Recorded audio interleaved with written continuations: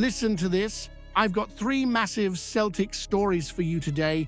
And trust me, the last one is the real bombshell you can't miss. From bold claims about us being one of the best-run clubs in Europe, to a former hero tearing it up abroad, and finally, a striker situation that could change everything for the Hoops going forward. Stay locked in till the end, because that last bit is the one that every Celtic fan will be arguing about. Massive thanks to you for helping us smash 500 subscribers, but that's just the start.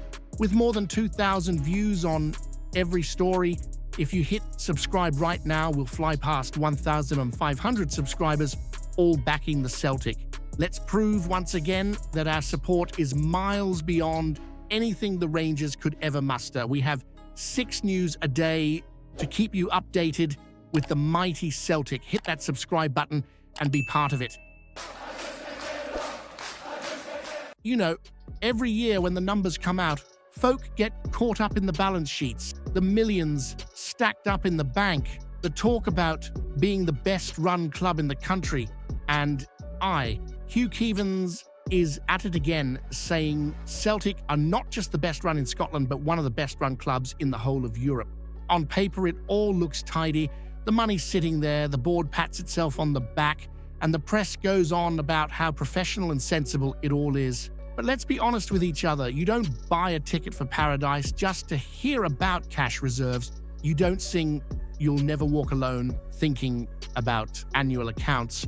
What sticks in your throat is nights like Kairat, when we had the money but didn't use it. When the board sat tight instead of strengthening and left Brendan to work miracles with a squad that was crying out for reinforcements. That's when the bank balance doesn't matter a toss. Now, compared to the mob across the city, of course we're well run. They're still stumbling about like it's 2012 all over again, sacking managers, changing direction more often than the weather on Sucky Hall Street. So if you're asking who's steady and who's chaos, we're miles ahead. But the bigger question is this: can you really say a club is one of the best run in Europe if it's not pushing itself to its true potential?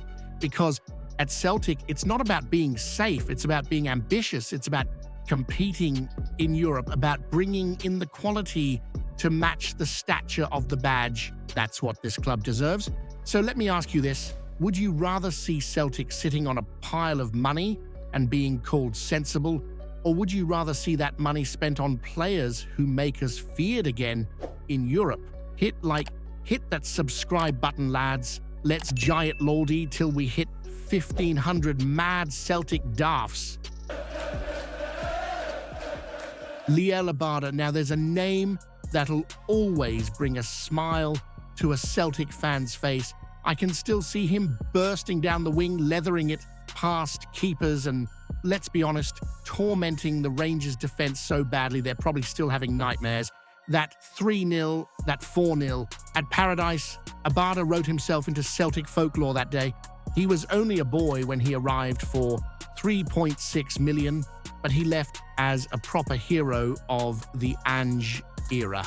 Now, he's away in America with Charlotte, rattling them in for fun, and apparently linking up with Wilfried Zaha. Who knew, eh? And look, fair play to the lad.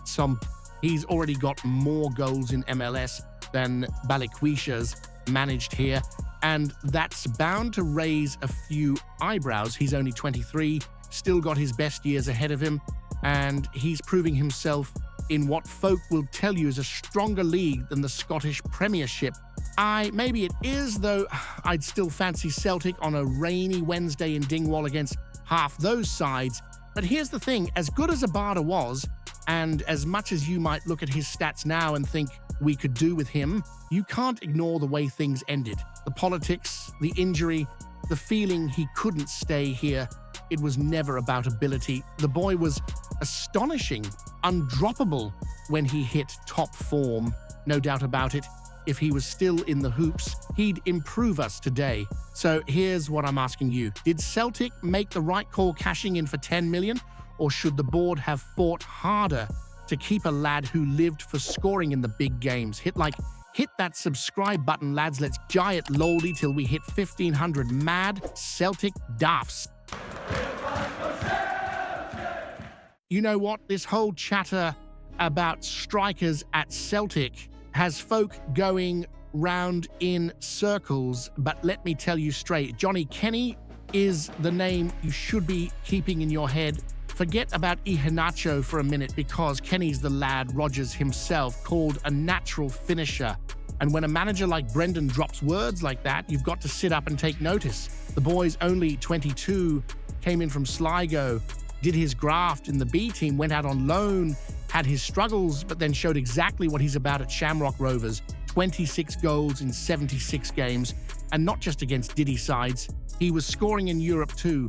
He rattled them in against Vikingur Reykjavik, Borak Banja Luka, Rapid Wien, proper European pedigree that, since coming back, he's barely had a sniff, just a couple hundred minutes here and there, but still managed to stick it away against Livingston and Aberdeen. And I'll tell you this, every time he's on the park, you can see he's hungry. He's got that poacher's instinct that you can't coach. That's born in you. Coach. Meanwhile, Iheanacho's barely touched the ball in 20 minutes at Rugby Park, and we're relying on him to deliver in Belgrade. So why not unleash Kenny in the cup, let him show what he can do, and maybe force Rodgers' hand? It's about time the boy got a proper run, because the jersey's there to be claimed. So here's the big one for you. Should Rodgers finally back his own words and give Kenny the keys to lead the line? Or are we daft to think he's ready to step up for Celtic right now? Hit like, hit that subscribe button, lads. Let's giant laldy till we hit 1,500 mad Celtic daffs.